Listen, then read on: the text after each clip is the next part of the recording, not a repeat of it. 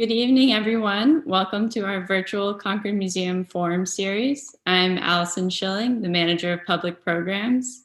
You may know me as the one who's been sending you frantic apologetic emails for the past 24 hours, but we've weathered the storm and I'm so grateful that you could all join us tonight. Thank you. It's my pleasure to introduce tonight's speaker because while I was a student at Mount Holyoke College, I was lucky to have Christine DeLucia as my professor. Native American history through 1865 stands as one of the most challenging and rewarding classes that I took in college. Professor DeLucia taught me to examine relationships between people and material culture and build insights into communities, identities, aspirations, and struggles, which is now foundational to my work as a museum educator.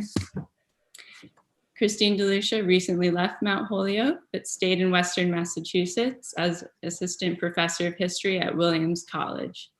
She recently published Memory Lands, King Philip's War, and the Place of Violence in the Northeast, which is the topic of tonight's conversation. The book chronicles, over the course of several centuries, the war's effects on everyday lives and collective mentalities on the region's diverse Native and Euro-American communities.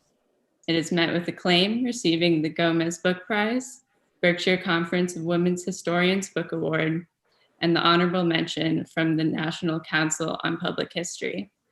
Christine is joining us from Williamstown, Massachusetts. Our moderator this evening is Tom Putnam, the Edward W. Kane Executive Director at the Concord Museum. Thank you. Thank you, Allison. And those of you who participate in our virtual forums know that really Allison is the technical guru who brings all of this to us.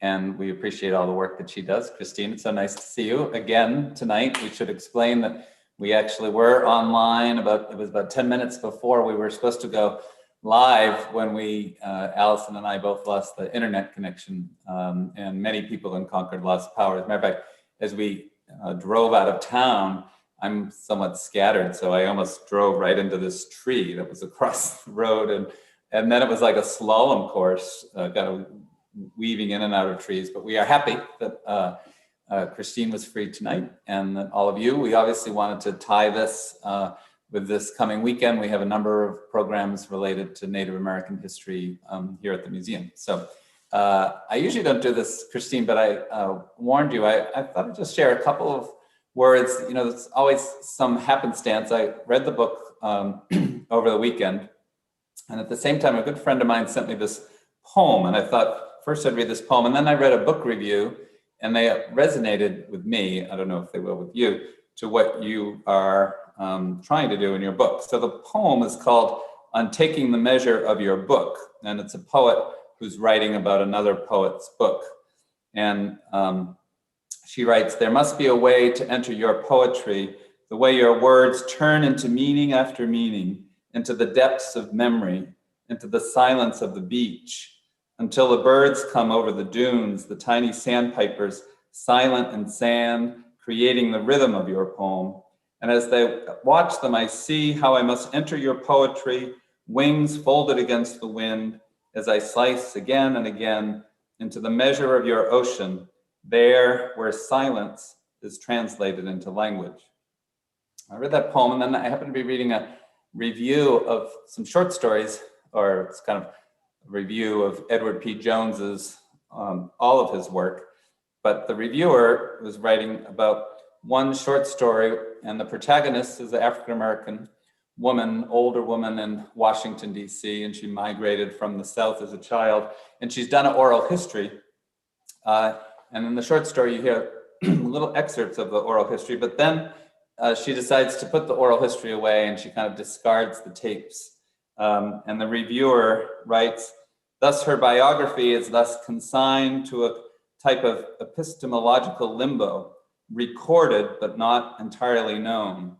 In this kind of half-light, the intuition that the whole story can only be grasped through flickers and shadows cast off by the facts is part of the atmosphere of Edward P. Jones's world. There is always more to be discovered within its boundaries." So let me just say how much I enjoyed reading your book. memory lands, which I will show a slide of it in a moment. And I know I'm oversimplifying it, but it seems to me much of what you're talking about is that the history of the indigenous experience in these native lands that are all around us has been recorded in the natural landscapes. But those of us who are uninterested or uninitiated, those stories remain not entirely known. And your own experience gives us insight and example on how to enter into the measure of these oceans where, as the poet suggests, silence can be translated into language. So I don't know if you want to respond at all to that, and then we're going to move to your opening slides. Well, thank you so much for that, Tom. I don't think I've ever been introduced with a poem, and we could have a whole conversation about that, the silences, the half-tellings of these histories. I would be very glad if we could talk about some of those dynamics tonight, how history is known, becomes known, can come back in some partial or fuller ways. Great. Yeah. Let's do that. Okay, so Allison, if you could show the first slide.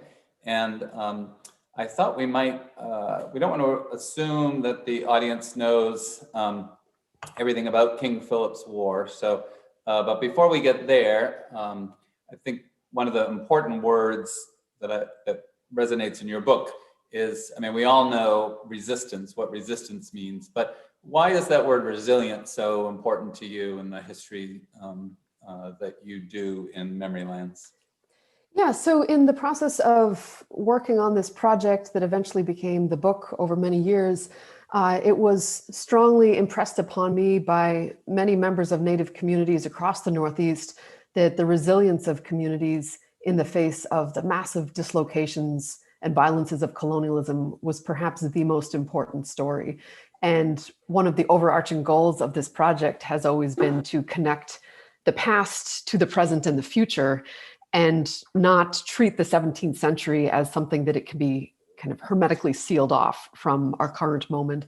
And so the resilience of Native communities, their active efforts to remain in homelands, to keep culture, and to strongly push back against attempts to erase them through law and policy, but also through fiction and poetry and monuments and other kinds of expressive work, is one of the animating, I think, tensions in the project.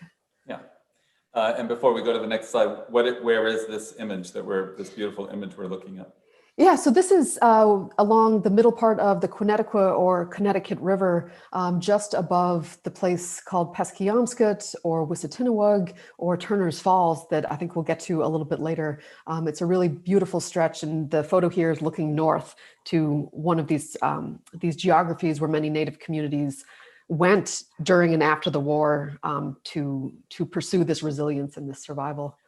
And I'm going to reference it later, but I actually lived in this area for many years. And I confess that much of the history that I learned through your book, I didn't know. And yet I lived in that actual landscape for 10 years. So Allison, you can go to the next slide. And so this is just a cover of the book. And I'll just read a brief excerpt from a very positive review written by Professor John William Nelson at the University of Notre Dame. Christine DeLucia has written a forceful new book meant to overhaul the way we look at King Philip's War and the lands on which it raged.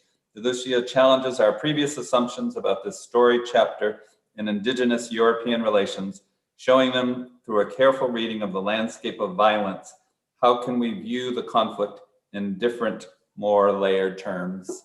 And maybe again, you can just tell us how long of a project was this? How long did it take you?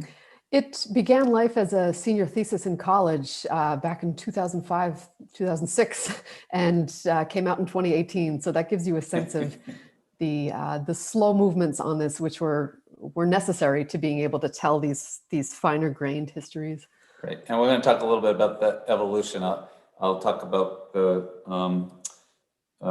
your experience on the Charles River in a moment with a slide, but Allison, if you want to go to the next slide. And so I thought we would just pause. You can talk about this slide if you want, but more just to give you, if you can give a thumbnail sketch of what we mean when we talk about King Philip's War, when it happened and who was involved and what the results were. Right. So something maybe as a preface to that that has really struck me in the course of this project is how different the understandings of this conflict are across the Northeast. In some communities, people know this story really deeply. In other places, it's a complete blank, right? And I think that this map, which is a colonial map created in the aftermath of the war by William Hubbard, actually points to those differences, right? Some places on this map are very heavily marked and some places are seeming blanks. And that is part of the goal of the project, to explore that. But to give a capsule history of this war, it is a massive indigenous resistance movement between the year 1675 and 1678 that, as it gains momentum, gathers together multiple tribal communities. It begins in Wampanoag homelands, but then brings in Narragansetts and Nipmucs and a number of other Native communities in these really complicated alliances. And these are Native communities that did not go to war on a whim, right? That they had been grappling for decades with colonialism in their homelands and the impacts of epidemic disease, of Christian missionaries, of colonial attempts to claim their lands through conquest or violence or legal means or illegal means. And so a big part of the book is to explore those tensions that lead to the outbreak of violence. Given that Native communities had gone to great lengths to use diplomacy to prevent the recourse to war, right? Knowing how traumatic this would be. But war does break out in 1675, led by the Pokanoket Wampanoag sachem, Metacom, also known as King Philip. And that's why the war has sometimes been given his name, but it certainly involved many other Native people and leaders and communities, including Weetamoo from the Pekasik Wampanoags, a female leader. And then over the course of 1675, 1676, this war consumes southern New England. There is enormous violence that is targeting Native communities, that is targeting colonial communities. And one of the main interventions I'm making in this project is moving away from notions that the violence took place in a kind of vacuum, or that it was this almost inexplicable set of movements, but instead teasing out really carefully through these place-based studies why violence is happening in specific places and how this is part of a very careful Native strategy to mobilize incredibly known and known since thousands of years ago homelands for their own purposes. So things escalate over 1675, 1676, and I think we'll talk about a couple particular places that are instrumental in this. By the summer of 1676, Native communities are suffering immensely. There is starvation. People have been displaced from their home communities. And the death of King Philip in that summer of 1676 is a real blow to the momentum of the indigenous resistance. Things do continue in the Northeast, so towards Wabanaki homelands, or if you're thinking in colonial geographies, the state of New Hampshire, the state of Maine, right to the Northeast. And there the war takes very different turns, and we could touch on that too. But also I'm hesitant to put an end date on the war, because one of the real goals of this book is to show just how much these violences continued to spiral out, not only in New England, but also in places like the Caribbean or the Atlantic world, where Native people are sold as prisoners into slavery. And so following out that forced diaspora of Native people at the end of the war is one of the real kind of unresolved pieces of this. And we're going to go back and forth, I think, from kind of contemporary issues to history. But since it's Concord, could you just briefly, and again, I know there's so much history to cover here, but talk about a little bit about the praying Indians and maybe a reference to Neshoba, and then we're going to go to contemporary Deer Island. But why don't you tell us the history of what happened during the war on Deer Island before we go to that next slide? Yeah, so I mean, thinking about Concord, also known as Musketaquid, right, from indigenous languages, a place that was right in the middle of this maelstrom, right in the 1630s, becomes a site hotly desired by English colonizers. And so there's this pressure to obtain land from the Native communities around Musketaquid. And that creates a number of different tensions. It's also an area where some Native community members begin to affiliate with what the English call the praying towns. So in quotes, praying towns, which were intended to be missionary sites where Native people could be gathered together into more English style settlements, introduced, exposed at great length to Protestant Christianity, and in the eyes of the Puritans, hopefully converted to Christianity. There's been a lot of rethinking of the praying towns that I get into in the book, both from Native communities and scholars, saying that there are strategic reasons why Native people may have decided to come to places like Natick or a number of these other praying communities. And also to emphasize that the name praying communities is, it's misleading in the sense that Native people already had deeply developed spiritual systems. And so the introduction of Christianity is coming into a really well elaborated understanding of the sacred and relationships with other than human beings. You wanted me to say a little bit about how Deer Island comes into this. Yeah, and again, and I can help a little bit again. The date was February 12th, 1675, referred to the massacre at Concord Village. There were some of these so-called praying Indians who were in town. They were, law-abiding citizens who, were rounded up essentially and brought out to Deer Island. Maybe you can explain. There was a gentleman named John Hoare who tried to protect them, to stop this, but again, there's kind of this group mentality, and explain why they were sent out to Deer Island and what the experience was like out there. Right. So one parallel I like to draw, because I think it resonates with people who may not be as familiar with this time and place, is if folks have heard of Indian removal, quote unquote, in the 1830s under Andrew Jackson, right? The forced removal on the Trail of Tears of Cherokees and other Southeastern Native communities. To recognize that removal, forced relocation, was happening much earlier and in the Northeast can be quite startling, I think. But this is what is happening during King Philip's War, that a number of these Native communities that had been, I would say, affiliated with Christianity, not necessarily converted to, but affiliated for their own reasons, were rounded up at places like Natick, but also other locations in and around the greater Boston area, and forced onto boats, brought downriver to Boston Harbor, and then brought out to Deer Island, which today you can drive out to Deer Island. There's a peninsula kind of road, but at the time in the late 17th century, it was an island. And the idea on the part of English authorities was to incarcerate Native people on this island over the course of the autumn and then the winter, and to keep them from joining this mounting resistance movement, right? So we're already beginning to see some complexities in how Native people were aligned with or actively, very actively opposed to the English. And it's one of the great, ironies, that some of the painful ironies, that some of the Native people who had become most closely in proximity with English colonists were the ones who were forced out to Deer Island. And it's not known exactly how many perished on that island, but likely hundreds of people died from exposure to the elements. If you've ever been out on the Boston Harbor Islands, they're windswept, and Native people were sent there without the clothing, the tools, the forms of shelter that they really needed to survive. But maybe the final thing I'll say about this, back to the key word you had highlighted at the start about resilience, is that there are survivors from Deer Island. There are people who make it off that island and are able to return back to some of these mainland places at the latter stage in the aftermath of the war.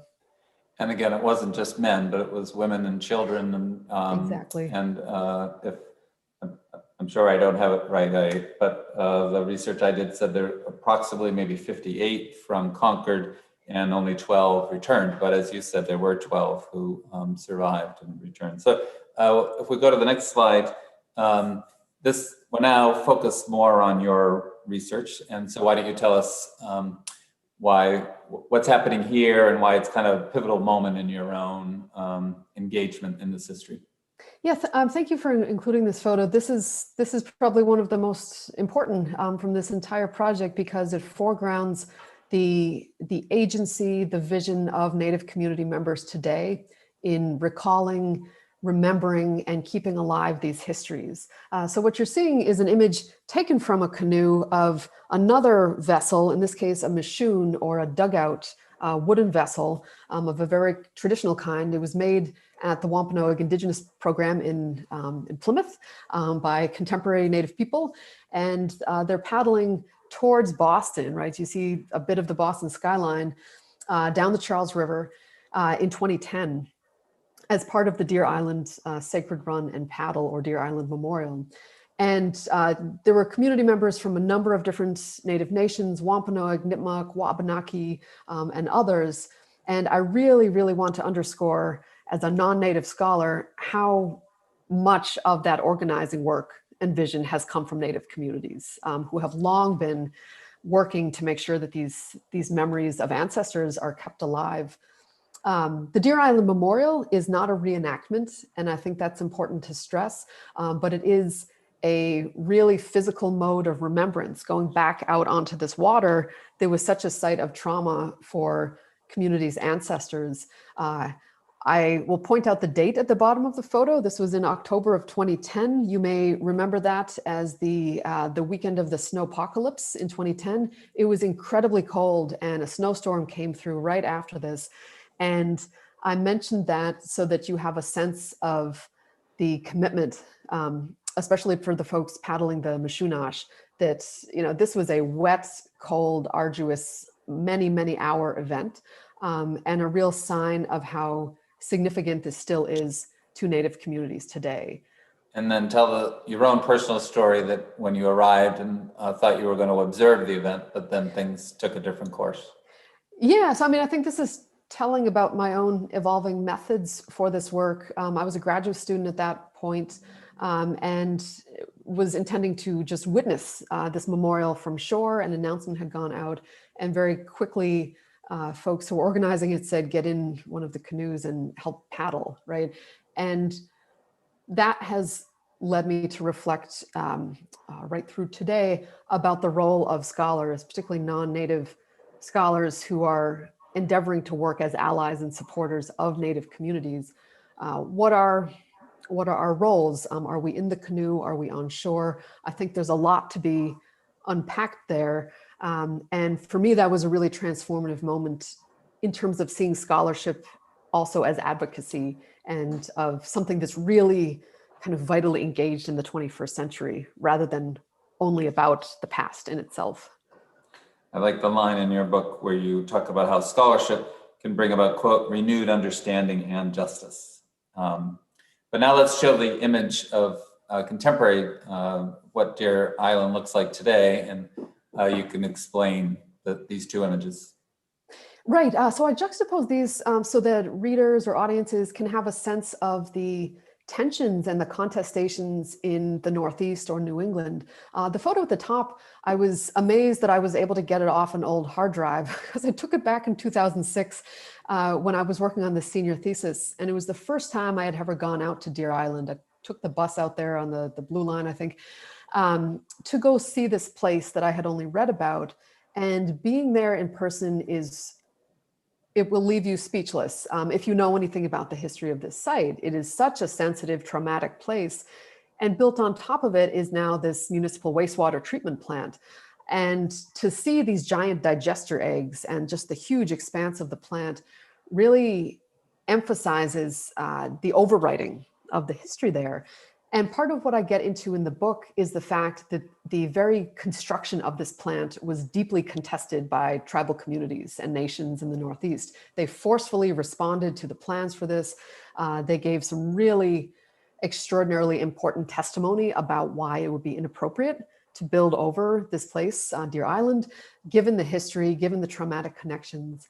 And the plant got built nonetheless. And so I use that contested history to explore different ways that place has been valued in New England or the Northeast, right? How is it that a sewage plant gets built over some sensitive historical terrain? And there are other places, I invite you to think about, say, the Freedom Trail in downtown Boston, that this would never happen to, right? And what that might tell us about different systems of valuing place. But I always love to juxtapose this, and I think it's important with the image at the bottom, which is another scene from the Deer Island Memorial, this case in 2016, when people launched canoes from the island heading upriver, to say that what might be most visible in the built environment, right, the structures that stand on the land today, is not the whole story. And that from the kind of methodological perspective of how historians work, it's really important to reckon with activities, right? So it could be ceremony, it could be an annual event, a visit, in this case, a canoe procession that is taking place that is not visible for 364 days a year, but on that one day is extremely important and also lives on in the minds of those who have participated in or witnessed this. So that kind of methodological move is something that I'm using in order to open up how people think about the very act of doing history, right? We can't just read documents about wastewater plants. We also need to be out in place and listening to people on the ground. And I'm curious, in this example, is there and should there be some type of written marker as well to be there on the 364 other days? Or do you think, can those go in concert? Or do you think it's better to just keep these more kind of sacred rituals as the means of memorializing? Yeah, I mean, it's such an important question, especially this year, as there's been this, this national conversation about monuments and what they accomplish and what they don't. And in this case, I would point to the active efforts of a number of communities, Native communities, as well as the Mass Commission on Indian Affairs, in helping organize a proposal for a monument to be on Deer Island.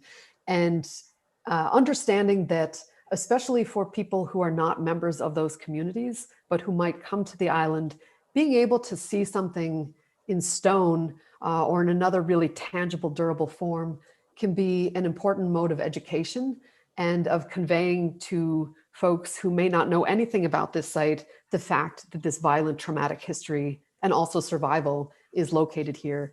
The last I heard about that, it had not been installed, but has been in process for a number of years. And one day there may be that monument out there on Deer Island. Allison, if you could show the next slide, and I might, Christine, just have you read this quote and tell us why it's so important to you. Right. So in my work, I think a lot about the ways that Native community members have framed the very act of engaging with the past. And so this one I'll read is from Ramona Peters, who's Mashpee Wampanoag. And she says this about history. She says, the past has everything to do with who we are in this present moment, both individually and collectively. Personal and collective histories shape our dominant thought patterns, what we value, what we desire, and what we miss. And I include this here because, as Ramona Peters so eloquently puts this, right, the past is not optional for Mashpee Wampanoag community members. It is something that is present every day, that shapes the very conditions of being. And it's not something that lives on a library shelf and comes down once a year. It's part of everyday life experience memories. And to recognize that in a profoundly foundational way, right, I think helps shift understandings of what it means to do history. In this case, I'll also say about Ramona Peters that this quotation is from a really vital essay she wrote called Consulting with the Bone Keepers, which is about the repatriation work she and her family have long done. And by repatriation, I mean bringing home ancestors and objects that over the centuries had been non-consensually taken from their homelands. And so that's this other dimension of doing history that is extremely sensitive. It is sacred in various ways, and it is about restoring and bringing back home that which has been stolen. We're going to give an example of repatriation, one of our sister organizations, Mass Historical, a little later in the program, so remember that notion. Woven throughout tonight, I just want people to also know I'm actually in the Concord Museum's new People of Musketaquid Gallery, which I hope the process that we use to essentially curate this with the Native community and Native advisors is in keeping with what Christine is describing tonight. And I should note we have this lovely image of Ramona Peters. I was going to move my laptop to show it to you, but it was right when I was doing that last night that we lost the internet connection. So I'm superstitious enough not to try it again tonight. But I'll just even read this quote. You read one of Ramona's quotes. She wrote, so we have this lovely image of her, and her quote for our gallery is, "The town of Concord sits on the border of Wampanoag and Nipmuc tribal homelands. The large rivers that run through and around the town offered a great deal of canoe travel for many tribes, trading, visiting, and foraging. The enormous artifact collection at the Concord Museum speaks to the lively occupation through thousands of years." And then I'm surrounded by some of those artifacts. I will hold for a moment about whether our process in terms of viewing them and whether some should be repatriated, where we are in that process of having those conversations as well. And then one quote from you, Christine, in your book. I just loved when you wrote, "History is not something that lives in a library or stays inert on the shelf of an archive. It is something that is powerfully present in everyday lives, experiences, and emotions." So in terms of powerful emotions, let's go to the next slide and talk about, well, I'll just let you describe what this is about. Right. So this image of the National Day of Mourning I took in 2014. And I think it's, again, really important to share this here because this event has been organized by Native communities since 1970, right, as a counter commemoration around the so-called Thanksgiving holiday. And I think, if we're thinking about genealogies, right, what has come before, how is what I'm doing coming out of a much longer conversation instead of critiques? The National Day of Mourning, as far back as 1970, right, was a place where Wampanoag people and then increasingly other numbers of Native community members, as well as non-Native allies, have been forcefully speaking back against mythologies, American mythologies, New England mythologies that have tended to sanitize or whitewash these histories of colonialism in Native spaces. And so much of what is said at National Day of Mourning, there are many speeches, orations, performances, is on one hand recalling in great detail the violence of colonialism and saying that the sanitized pilgrim story you may have grown up with effaces all of these other dimensions, right? And so it puts that story into a very different context. At the same time, the National Day of Mourning is also very much about resilience and the ongoing presence of Native people and sovereign Native nations. And those two pieces coupled together, I don't think you can distinguish them because they are equally constitutive of this National Day of Mourning. But also, to share this, to point to a really long history of Indigenous activism around how histories are told, how places are marked. This involves at various moments national organizations like the American Indian Movement, but also really, really local forms of advocacy and grassroots resistance. And one of my hopes in the book is to be able to spotlight some of these maybe lesser known moments and sites where people have risen up and protested or spoken back against something that is either inaccurate or only partial in its telling of histories. Thank you. And of course, we live in a very commercial culture, and maybe we go to the next slide, and or next couple slides have a sense of that commercialism. But why don't you stop and tell us what was happening in this particular slide? Right. So my gratitude to Lily Phillips for sharing this photo a number of years ago. This is an image of a protest that was staged in downtown Providence, Rhode Island, in the shadow of the state capitol, right? So a really strategic choice of location. It's very visible. And the signs that people are holding say things like, "Stop playing the genocide game. Genocide is not a game. Would a Holocaust game be okay?" Right? So what's being referenced here is that a board game production company was in the middle of creating and releasing a game about King Philip's War, in which players, including ostensibly children, could choose, for instance, to play the role of a colonist and go around the board burning down Native villages, or vice versa, play the role of a Native person.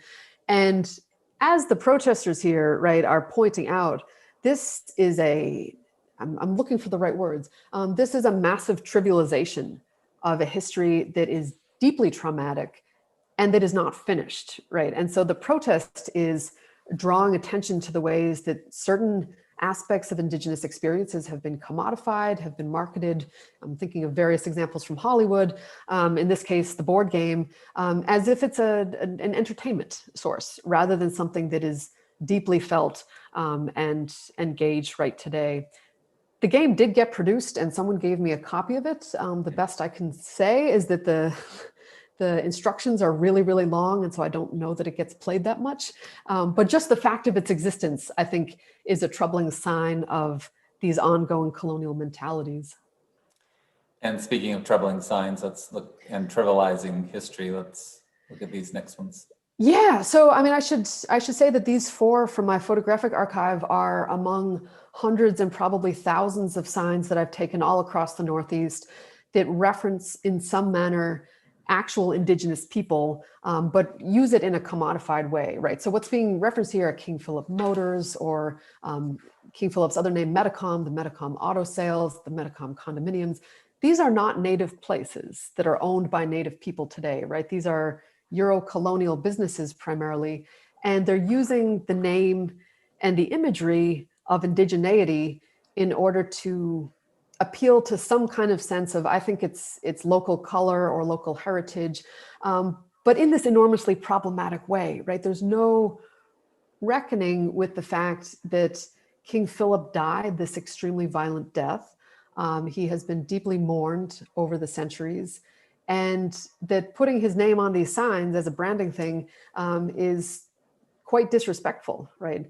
Never mind the sign, the King Philip Apartments, that spells his name wrong, right? There's like layers of misunderstanding here.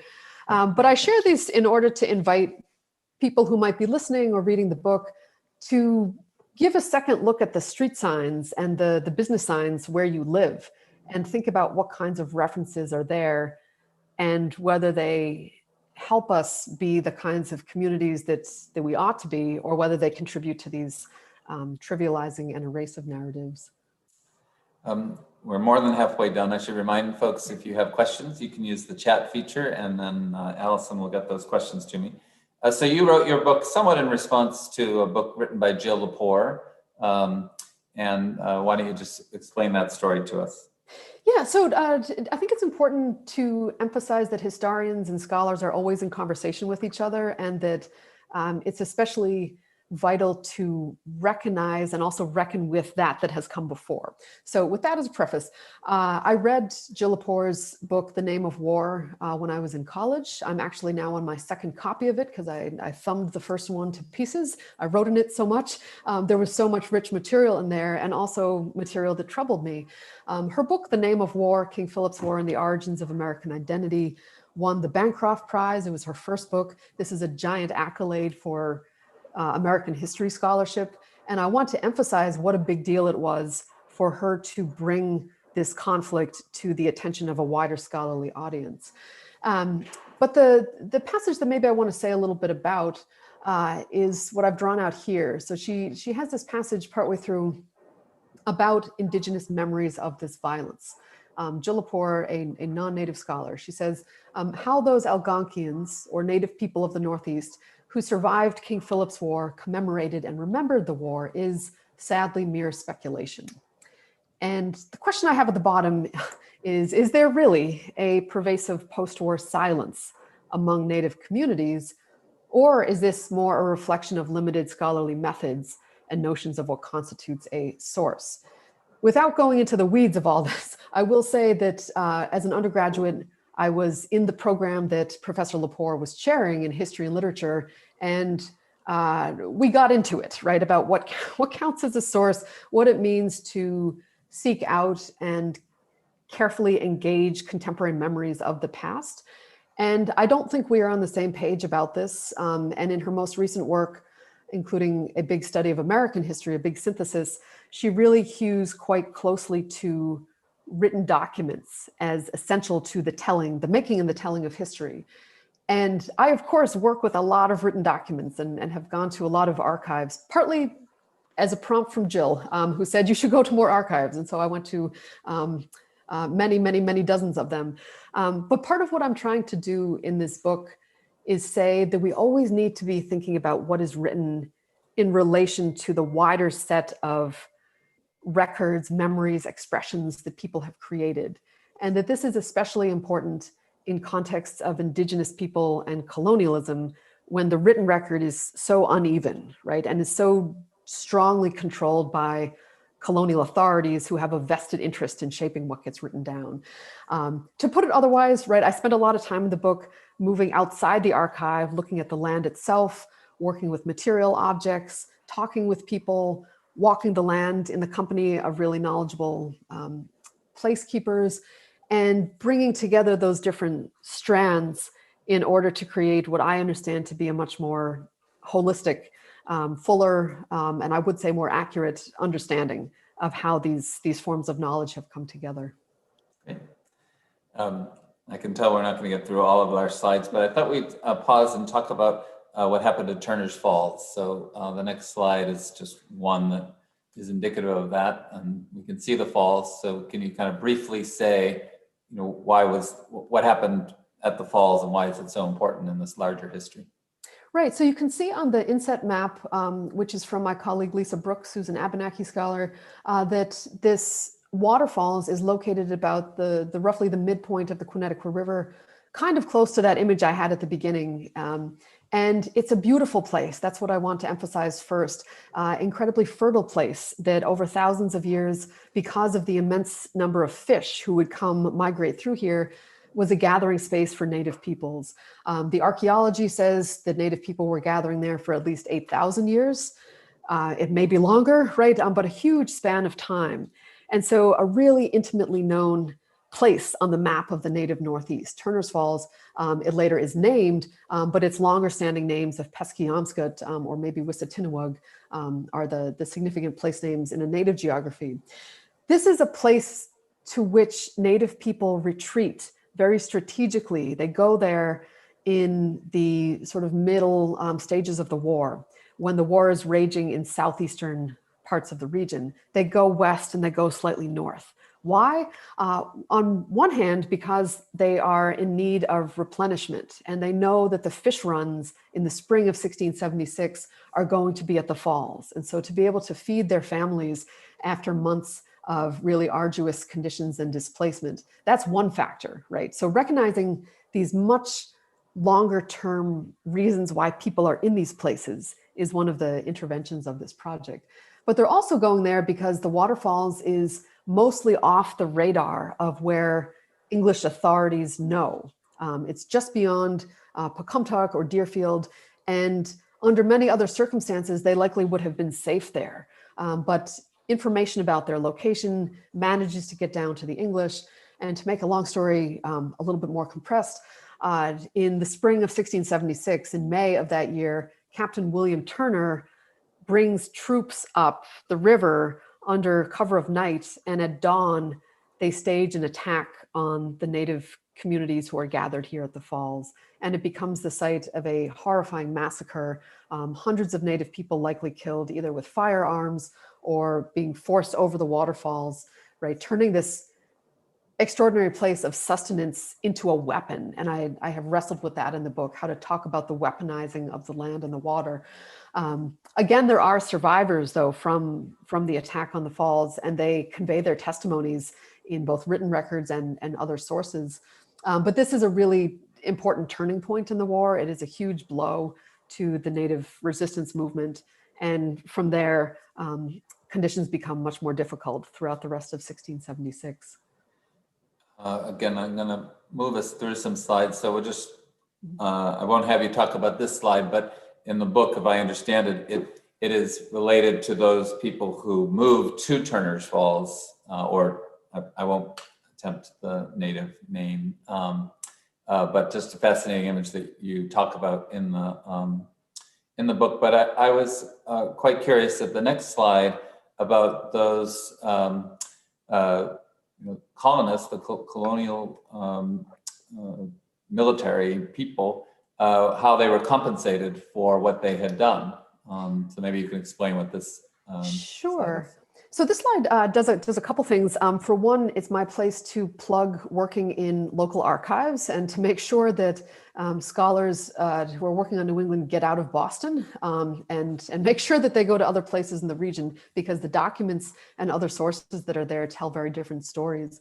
Also, in the course of this project, I realized that not only was the various Native dimensions of this conflict and its legacy not as fully reckoned with as they ought to be, but also the colonial dimensions of this. And so this document opened up this whole lens onto how English colonists materially benefited from participating in violence against Native people. The short version of this is that this is a land deed. The references, if you can see sort of partway down it, it says in the year 1676, and it is allocating to veterans, colonial veterans who had participated in the so-called Falls Fight, meaning the massacre at the waterfalls. It is allocating them land, or if they have died, then they're colonial heirs. And out of this set of documents emerged a whole set of townships known as the Falls Fight townships that are in central/western Massachusetts. And this story has barely been told, right? The origins of certain towns lies in these land grants that came out of violence. And so I would love for people to carry on this work further and do some delving into their own town histories to explore the likely much more contentious roots of those land allocations. In this case, the connection to violence is extremely direct. So let's now move to the next slide and talk about how the massacre was memorialized. Perhaps unsurprisingly, I am I'm troubled by monuments. And so this one is a case in point that I think stands in for a lot of other monuments that I got into in the course of this project. This particular one, it's a big four-sided stone structure that was installed right near the waterfalls in 1900. By a local heritage organization that is still around today, doing very different kinds of work, called the Pecumtuck Valley Memorial Association in Western Massachusetts.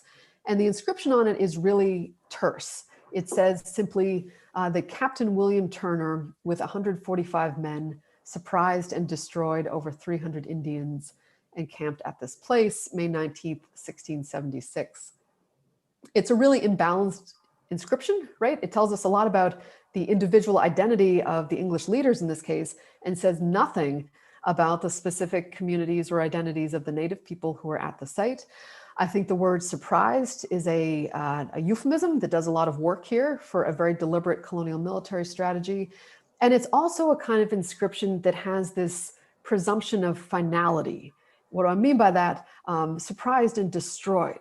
There is no indication in this inscription that there were any survivors, and yet there were.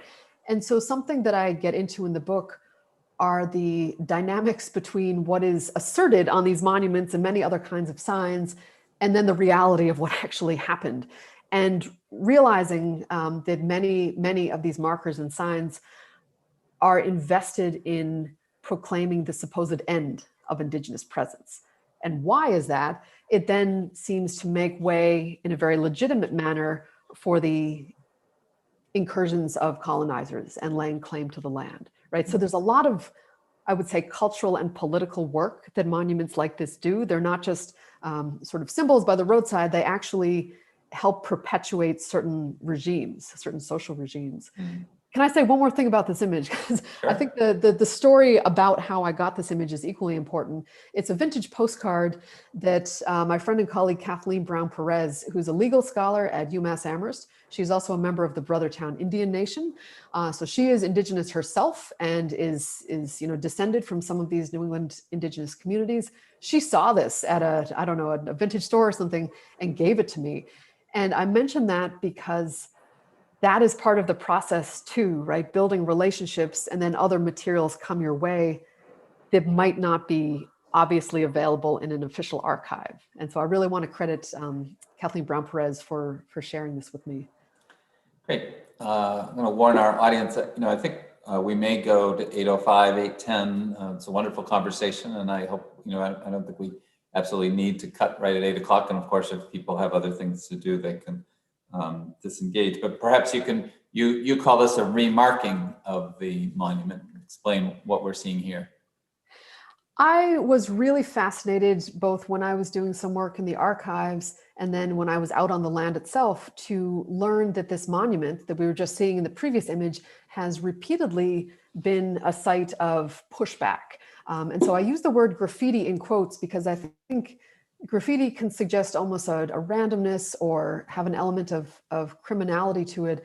What is going on here is much more deliberate. I think of this as a set of editorial critiques. So to unpack this just briefly, the image on the left, which ran in the local newspaper in 1999, the monument under cover of night had a bucket of blood red colored paint poured over its top. And on the face of it stenciled the slogan "Free Leonard Peltier," right? A reference to the currently incarcerated Anishinaabe Lakota Leonard Peltier.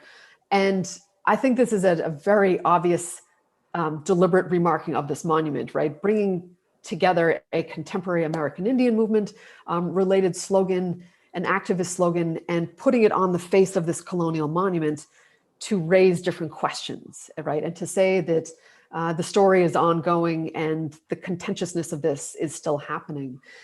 That got cleaned up at the time. And then when I was out in the River Valley in 2011, I nearly drove off the road when I saw that the monument had been remarked. And in this case, I don't really know what it's almost like a question mark with a line through it. I have actually asked around because there are scholars here. I'm thinking of Pat Rubertone at Brown, who has looked quite systematically at these kinds of remarkings. And we don't know exactly what the precise symbolism of this was, but it really brought the monument back into visibility again. And I think has prompted people to question and to ask other questions, critical questions that is, about what this memorial terrain means and whether it needs to transform in the future. And I certainly think that this monument is going to continue to be a site of pushback and of protest so long as it is standing there. So Alison, we're going to go through the next three sites fairly quickly, and then I'll let you respond to all three of them, Christine. So this reconciliation ceremony, then there's a protest. The Turners Falls High School had used Indians as their mascot name, and then some field research that's gone on. So maybe you can just tie all three of those together about the dialogue that's been happening in the Turners Falls community.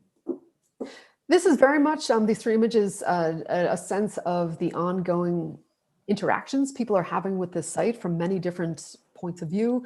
The first, the reconciliation image from the early 2000s, the town of Turners Falls, which is named after William Turner, right? So think about what the municipal names in New England, where they come from, in this case, honoring a colonial soldier who perpetrated a massacre, right? In the early 2000s, town officials reached out to some tribal communities who had connections to this area.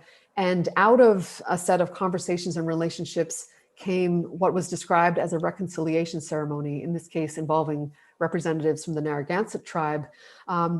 And the hope was not that this was the end of the story, but rather that this was going to open the door to a new set of relationships and a different kind of future that involves relationship building and respect and understanding. And so this is very much, setting things in motion, hopefully in a reparative way. The image after this, right, I think this brings us into some of the ongoing realities in New England, that there has long been a mascot associated with the Turners Falls High School that uses a very stereotypical Indian image. It has been pushed back against quite intensely in recent years. And I admit that I was really excited when I saw this headline back in 2017 about Turners Falls High School students walking out to protest a vote that had been taken. I thought, the education is working. There have been all these dialogues. Students now are, leading the charge to get rid of this terrible mascot. And then I read the article, and it was actually about students advocating to keep this. And this has given me much cause for thought, including about, what can we do in both a collegiate, but then also K through 12 educational system to help bring about better understandings of why these kinds of representations are so problematic, especially in a place like this where the trauma of that history is still so apparent. But then if we can go to the third image, right, the story continues to go on, and there has been this quite marvelous, I think, thought-provoking collaborative project in recent years at Peskiamska / Turner's Falls that has brought together representatives of area tribal communities, including Wampanoag, Nipmucks, and Abenaki communities, also archaeologists with connections to initially the Mashantucket Pequot Tribal Museum and Research Center, and now the University of Connecticut, local landowners, local folks who are experts in using metal detectors, and all of these people coming into conversation and going out on the land have been revisiting what happened in 1676. And to give you just a tiny preview of the work that they've been doing, they have located pieces of ammunition with the metal detectors and other forms of research that attest to this really important running Native counterattack. So an immediate response by Native people right on the heels of this massacre. And that is not something that has appeared well, if at all, in the colonial documentation. It's sort of glimpsed in different ways. And I think it's important to spend some time realizing that the combination of the archaeology, the oral traditions, the knowledge from communities is being woven together in this powerful way to bring forward these other stories. And so this project is ongoing and has really been about relationship building, right? People not just getting together once, but repeatedly to work through these histories. And let the record show they did change the mascot. They are now the Thunder. They're no longer the Indians. In terms of that dialogue, I wanted to show a couple of slides from our gallery. These are the stone tools from our collection, but it was a collaboration with a number of our Native advisors, especially Elizabeth Perry and her brother Jonathan, and Ray Gould, who I interviewed you at Mass Historical. And we also have a lovely piece by Elizabeth Perry, this lovely quill work bracelet cuff. So we invite everyone who's watching who hasn't come to see our new gallery. So we're going to end with 3 examples of, and again, we'll have to be brief, Christine, but I have 2 of these markers. So Allison, you could show both. One of them is actually from Concord. And you've written a whole wonderful article that if people are interested, they can email Allison. And Concord is at the center of your article, but why don't you explain what these markers are and your concerns about them? I became fascinated by these tercentenary signs that were installed across Massachusetts in 1930 as part of the 300th anniversary of the founding of the Massachusetts Bay Colony. They're all over the place, and I'm sure people have seen them. They're really distinctive with these dark borders. They've got the seal in the center, and they both tell history and conceal history. So the article that I wrote, and I also talk about these in the book a little bit, is about these as arguments about place rather than factual representations of what happened here. These are signs that are intended to convince people of certain stories about the past. And much of that story, in the case of the Jethro's Tree sign, is insisting on the legality of purchase, right? Major Simon Willard and his associates bought from the Indians these 6 miles of land square in 1635. There's both, grains of accurate history there, and then a larger story about the bigger circumstances of contestations over place and the complex set of negotiations that Native communities were going through as colonizers came into their homelands. And the sign, I think, is a provocation to dig more deeply into those histories. In the case of the one from Hadley, why I shared that is that it was featured in the news last summer. After 89 years, Valley, so in Western Mass, the Connecticut River Valley, historical markers get a facelift. And I was really quite stunned to know that the Department of Transportation has put a fair amount of funding into physically rehabbing these signs, so repainting them, cleaning them up. Many of them had had fallen into disrepair, but not revisiting the messages. And this, the one in Hatfield simply says that part of Hadley was attacked by Indians during King Philip's War, doesn't get us anywhere close to these fuller narratives, and it's in fact a narrative that is demonizing Native people, presenting them as the antagonists in a very simplistic way. And I think that this is a missed opportunity, because rather than just repainting them, what if we had a series of community conversations that could much more substantively get into what is being told and then what is being erased here. I would love for someone to take that project up. I don't have the bandwidth right now to do that in a full way, but these are in so many different communities and people know them, right? They drive by, they walk by them all the time. And so I think that they could help galvanize some of this work. I mean, what you were describing in the new installation in the museum is a kind of decolonizing project that involves these really thoughtful conversations and interactions with Native communities at the center. And I think that there's a lot of need to do that work, including around signage like this. You can see that part of the Massachusetts State Seal there. We're not going to talk about that just yet, but we're going to go back to that. That's going to be the last issue. But in terms of repatriation, tell us the story about this bowl. Allison, you can go to the Mass Historical. Tell us about this. So thinking about how objects have helped construct certain memories of the past, this is a really beautiful bowl made out of burl. So if you've ever seen a tree with a big protrusion on it, it has this really elaborate grain inside of it. And Native people in the Northeast had long been using burl to make items like bowls or other vessels. It's very hard, it's very beautiful. And this particular example is today held in the Massachusetts Historical Society in Boston, where I have gone to look at it on several occasions and had some really thoughtful conversations with the staff members there. This is now seen by Mass Historical as part of their own heritage. And what I mean by that is that when it was acquired by white antiquarians at the Historical Society in the early 1800s, they were really keen to attribute to this a message related to King Philip's War. And they didn't just tell this story, they actually wrote it in gilded letters on the inside. And that's what this inscription is, saying that this is a trophy taken from the wigwam of King Philip when he was slain in 1676, and then giving information about the supposed chain of transmission.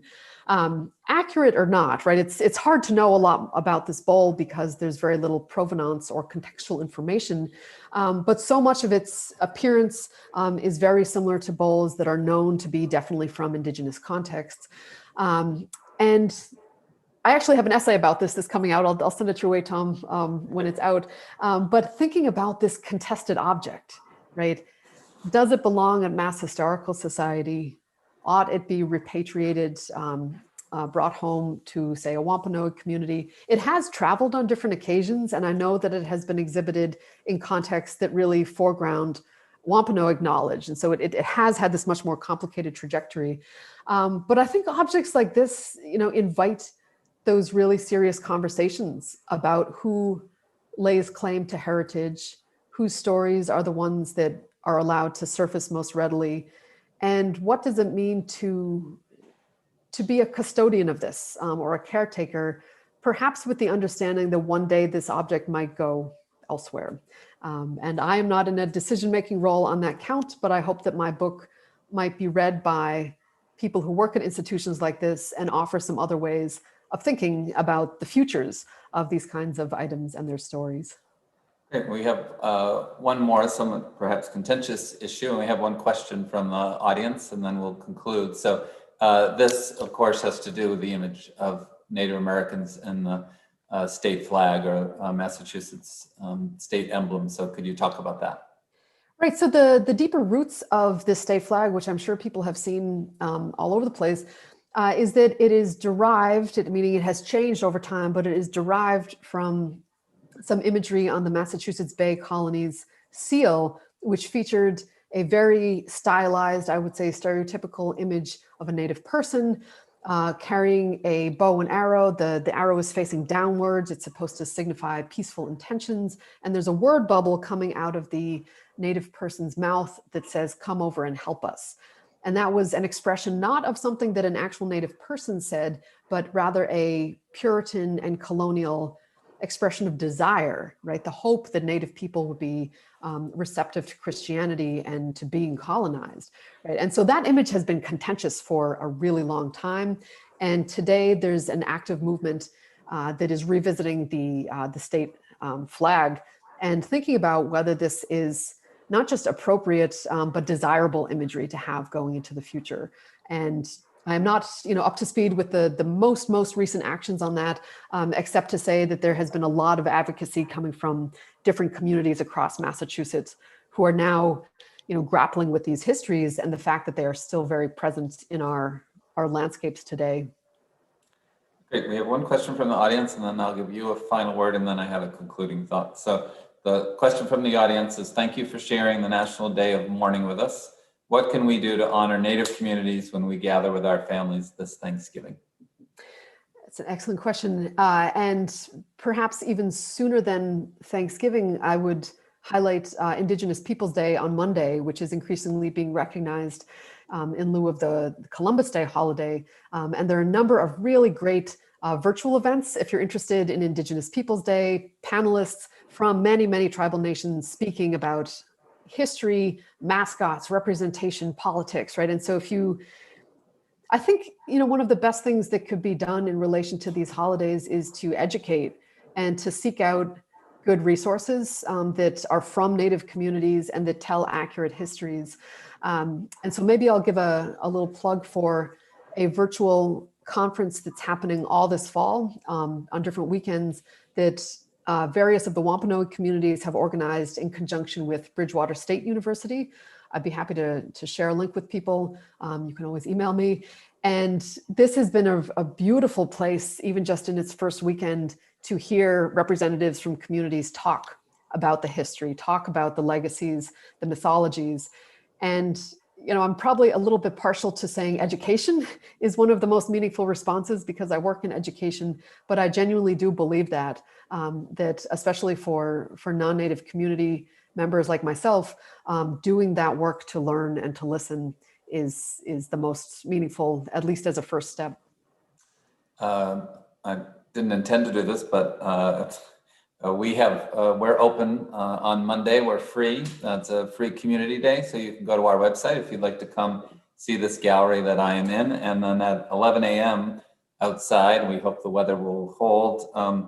Larry Spotted Crowman, a Nipmuc Native American, will be telling stories, performing on his drum.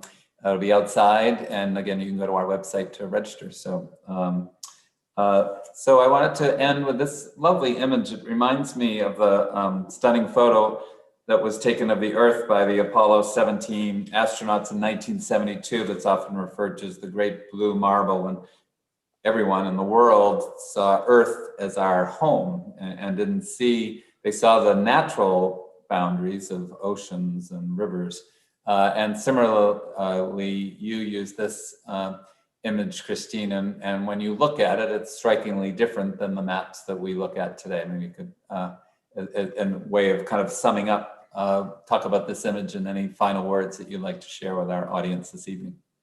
This is a beautiful map from Lisa Brooks, an Abenaki colleague at Amherst, that I frequently use when I teach, and I know many other people do, because it is an Indigenous map of the Northeast. It's focusing on locations of Native communities, Native names for waterways in particular, and taking away the colonial boundaries, right? Lisa Brooks knows full well where the state borders of Massachusetts and Rhode Island are, but in this map, right, she's removing those in order to help readers and viewers envision and situate themselves within Indigenous geographies. If people are interested in more maps like this, I would encourage folks to look at websites like the Decolonial Atlas, which has a number of really other excellent examples from all over the continent that are doing language revitalization, right? They're bringing back Indigenous names, some of which have never gone away, some of which are just beginning to resurface. And this kind of, it is both unmapping and then remapping, right? I think is really vital in this current moment. And, perhaps as a thought of conclusion, I usually would say something like this at the outset, but I will note that tonight I have been speaking to you from Mohican homelands in the western part of this region, the Stockbridge-Munsee Mohican Nation, and just beginning to learn from Stockbridge-Munsee Mohican community members about this place and the Mahiaconatuck River and what it means to be living in responsibility and relationships in this further western area. And I think that that's work, back to the question that was asked earlier, that is work that anyone in the Northeast can and maybe ought to do to begin to learn and then carry forward what it means to be inhabiting a specific native place, and often multiple native places. Well, thank you, Christine. I opened with a poem and I decided I might close with one and then with a quote from your book. My wife is the gardener in the family, and I had sent her this poem a couple weeks ago because I saw her working in our garden. It's called September Tomatoes. And the poem goes, "The whiskey stink of rot has settled in the garden, and a burst of fruit flies rises when I touch the dying tomato plants. Still the claws of tiny yellow blossoms flail in the air as I pull the vines up by the roots and toss them in the compost. It feels cruel. Something in me isn't ready to let go of summer so easily, to destroy what I've carefully cultivated all these months. Those pale flowers might still have time to fruit. My great-grandmother sang with the girls of her village as they pulled the flax, songs so old and so tied to the season that the very sound seemed to turn the weather." So in that spirit, I wanted to quote from the final lines of Christine's introduction to the book, in which she writes about the dynamic quality of memories and places, as well as the myriad threads that, quote, "connect past, present, future, often in nonlinear ways. In following these threads, my most pressing concern," Christine writes, has been to open up alternative pathways that stand to illuminate not only the havoc and fragmentation wrought by conflict, but also the regrowth that emerges from it. So this image of people pulling up the rot of this last harvest and preparing the soil for next year, again, I think you give us that sense of regrowth, Christine, in your work. So we thank you. And then one last image that I realized as Allison was introducing you, she and I came to hear you speak at Mass Historical, and we sat behind your former professor, who happens to be our next speaker in this series. So Liz Cohen was in front of us, and Excellent. We were listening to you, and I didn't realize that Allison was then your former student. So there was kind of not generations necessarily, but 3 levels of students and teachers there. So I do invite our audience. Our next forum is with Liz Cohen, who actually won the Bancroft Prize this year for her new book. It's looking more at kind of urban America in the 1960s.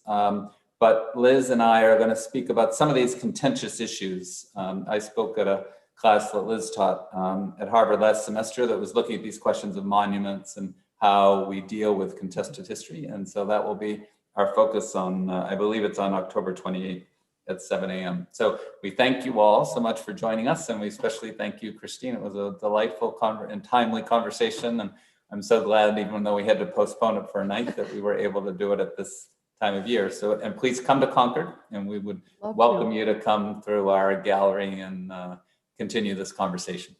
Thank you so much to both Tom and Allison.